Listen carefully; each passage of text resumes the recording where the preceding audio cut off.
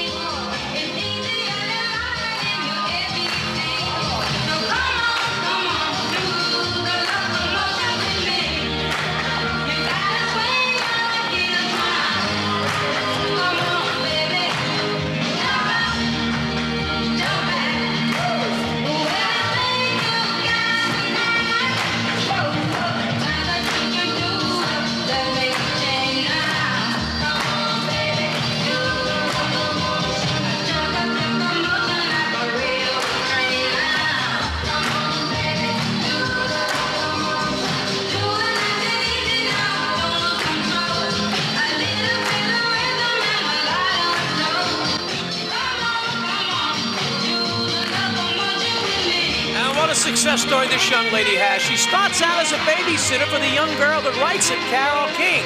And in 1961, when Carole King wants to start her own label, she says to Eva, she says, "Come on over here. Can you sing?" Eva says yes. The rest is all history.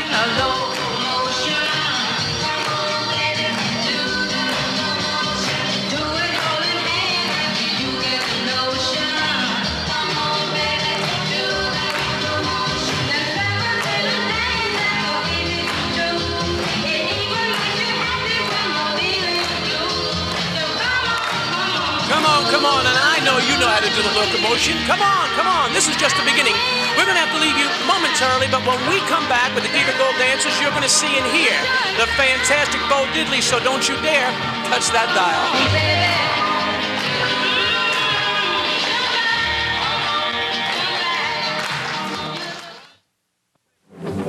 Oh, till the bottom, baby, diamond ring. If that diamond ring don't shine, oh, till the dig it to a private eye.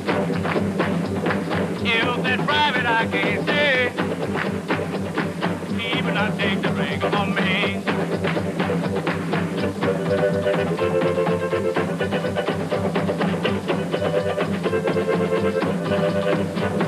Oh, till the bottom, and it goes. To make it pretty, baby, on Sunday go. Oh, little bottle alley can. To make it pretty, baby, on Sunday hand. The year is 1955. The young fella by the name of Bo Diddley, he's born in Mississippi, and when you talk about a cat that got down, he certainly did get down. From 1955, let me take you into the 60s. But in the early part of the 50s, this gentleman that you're hearing right now, a fellow by the name of Hank Ballard, begins his career the same time that Bo Diddley begins his career. But in 1955, he's doing Working With Me, Annie. Annie had a baby. And then in 1959, he has a hit with this particular song. Hoochie Coochie!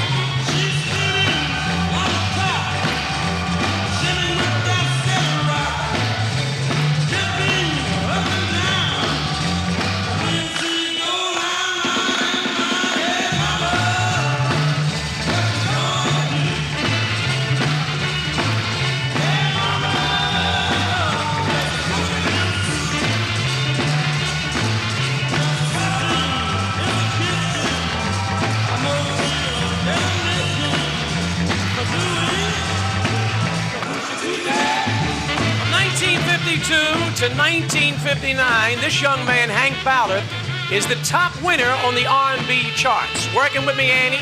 Annie Had a Baby. In 1959, before he does this song, he writes the twist. He records it, but it is not the national hit by Hank. It is the national hit by Chubby Checker.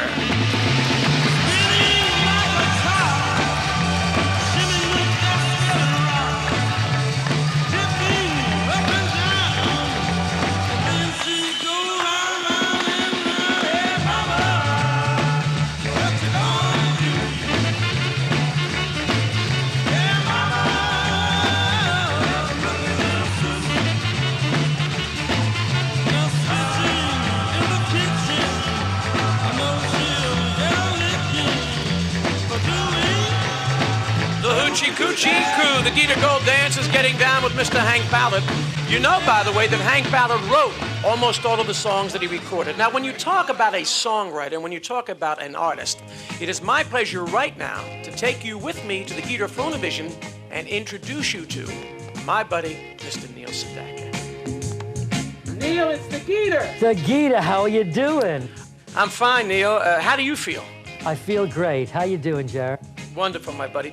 You know, between all of the years of writing and singing, how many years has it been all together? I'm in it 35 years, and they said it wouldn't last. 35 years. How old were you when you began? I was 13 when I started writing songs, and I was 19 when the first record came out, The Diary. Oh, yes, I remember that. As a matter of fact, the original version was by Little Anthony, and then you recorded it later on. But at the very beginning, Neil, you originally were singing with a group, I believe, out of Brooklyn, huh? I had a group that I organized in Lincoln High School in Brooklyn called the Tokens. And it was, we sang at all the local bar mitzvahs and weddings and all the sock hops. And of course, the Tokens went on to do The Lion Sleeps Tonight after I went on. Yeah. As a matter of fact, one of the great songs that they did, Tonight I Fell in Love.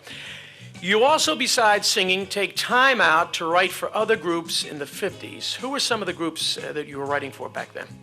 I started to write for Ahmet Ertegun and Jerry Wexler's artists on Atlantic Records. We wrote for Laverne Baker, Clyde McFadden, the Clovers, the Cardinals, lots of good old groups. Those were the very best. But tell me, see if you can remember, the first hit record that you wrote. First hit record was Connie Francis' Stupid Cupid in '58. How about, I got one for you, how about Lipstick on Your Collar? The other side is Frankie. And how did you get the idea? Whose idea was that to write Frankie? Connie came up with the title for Frankie Avalon. She thought that would be a great, big, massive hit, and she was right. Frankie, my darling. And then we did Where the Boys Are for Connie, and Fallen, which was one of the starts for me.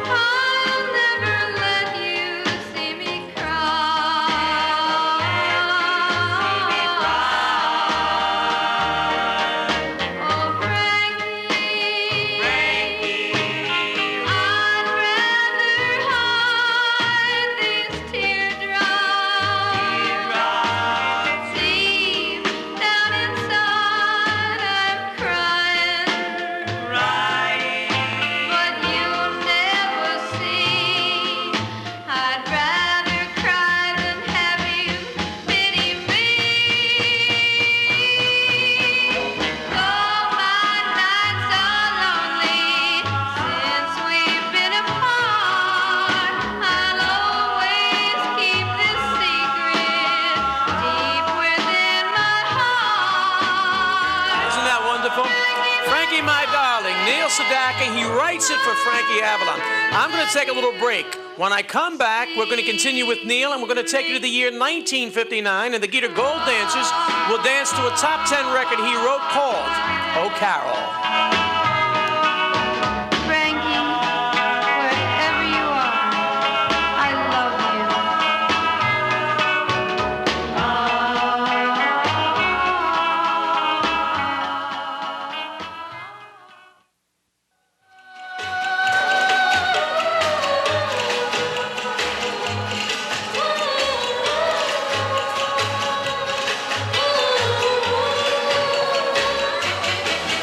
Oh, Carol, I am but a fool. Darling, I love you, though you treat me cruel. You hurt me, and you make me cry. But if you leave me, I will surely die. Darling, there will never be another. 1959, Neil Sedaka has a top 10 record with that particular song, and you're back with yours to the Geator, and I am talking with my buddy Neil Sedaka on the Geator phone. Neil, 58, you are writing for other artists, and in 59, you become a bona fide singing star. Whose idea, though, was it to change you from writing songs and then say, well, go into the studio and do your thing?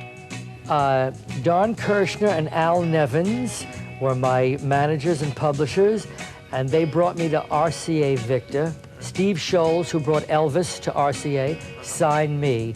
And the first song I actually wrote for Little Anthony and the Imperials to follow up Tears on My Pillow. It was called A Diary, and that was the first one for me on RCA Victor Records. I remember that. How many songs, all told, have you written and recorded? Oh, Carol, Happy Birthday, Sweet 16, Stairway to Heaven, Calendar Girl, which is going to be a picture with Jason Priestley. Big picture this year called Calendar Girl. They're going to use my song. And, of course, Breaking Up Is Hard to Do, Next Door to an Angel. I had 10 hits in a row. Marvelous songs. But then in the early part of the 60s, you stopped recording, but you continued to write for other artists. Why was that? Because the records stopped selling, the Beatles were popular, and rather than just put out records that would sit on a shelf, I wanted to go out and be quiet and write for others. But you know, it's interesting. You come back in the 70s with a song that was a gigantic hit for you in the 50s, all right? Breaking Up Is Hard to Do. But you changed the feel on that, you know. Interesting. I sang that on stage, and it always went great as an encore. And Lenny Welch, who had just done Since I Fell for You, Right. asked me for a new song. And I said, wait a minute, I like Breaking Up Is Hard to Do slow. And Lenny Welch recorded it and put it out. It was an R&B hit. Nobody remembers the record. And then I did it in '76, and I had a hit record again. That is incredible, because I remember the fast version, and I'm sure you folks remember the fast version, but it was a gigantic hit, the slow version, for Neil Sedaka. Did you always want a career in show business? I always wanted it. I knew deep down in my bones that I wanted it. I knew I had a remarkable voice, and this was something that my father was a taxi driver in New York City and worked very hard, and I wanted nice things. What do you say to a young songwriter today who wants to get into the business? It's completely different than it was when you were writing songs back in the 50s. Well, it's more difficult today than it was when I started, but I would say if they write songs, make a demo record, demo tape of the song, send it out to a record company or an artist that's up for recording, and actually to keep going with it. It can be discouraging, but I think a great talent cannot be kept down. They have to come to the fore eventually. It takes time, I agree. Out of all of the artists that you recorded, out of all of the songs, your favorite? Tony to Neil, Love Will Keep Us Together, 1976. was the Song of the Year, Grammy. It was a great rendition. Your favorite song that you wrote? My favorite is Laughter in the Rain because it was responsible for the comeback. It's a magic song, very exciting song. All right, my buddy. I know you got to leave. I just want to thank you for sharing and just hanging out with the Geator and the kids here on the air. Thank you, my buddy. Geator, thank you. We're survivors. Keep on, and you've given great pleasure yourself, and we're going to go on with it. My main man, Mr. Neil Sedaka. What were you doing in 1957, huh? Well, in 1957, Jimmy Dorsey records his last record, which is a hit for that year. And we're going to let you see our Geator Gold Dancers do a little jitterbug to a song called J.D.'s Boogie Woogie. Dig it.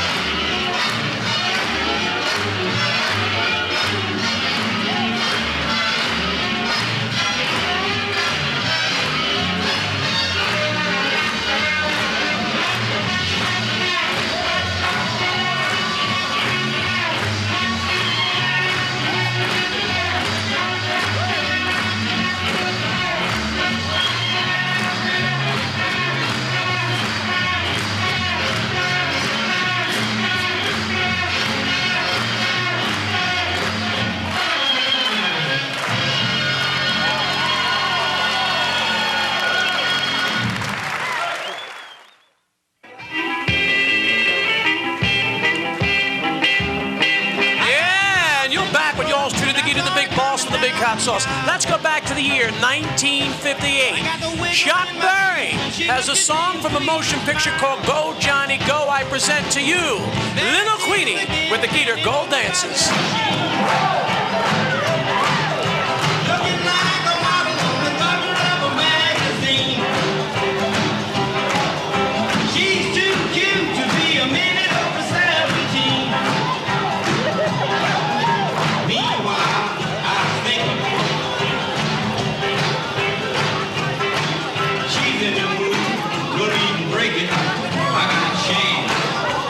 Shake it. She was damn, we can make it. Come on.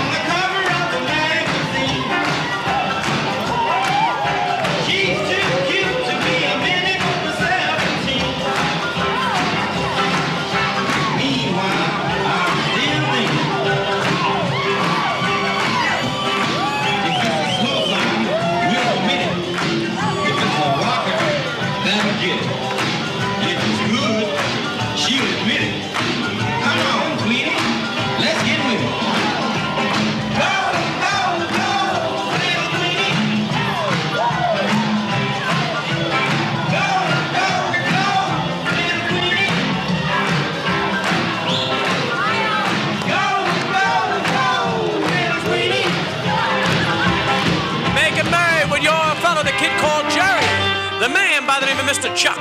And of course, guess what? Is all good things must come to an end, so must this show. I got to thank my buddy Neil Sedaka for spending some time with us, and I got to thank you for making it with yours truly, the Geator, the big boss for the big hot sauce. Until we do it again, and of course, don't forget, same time, same place, next week, this is the Geator, with a reminder at all times, you keep on rocking, because honest and truly, in life you really only rock once. Bye, y'all.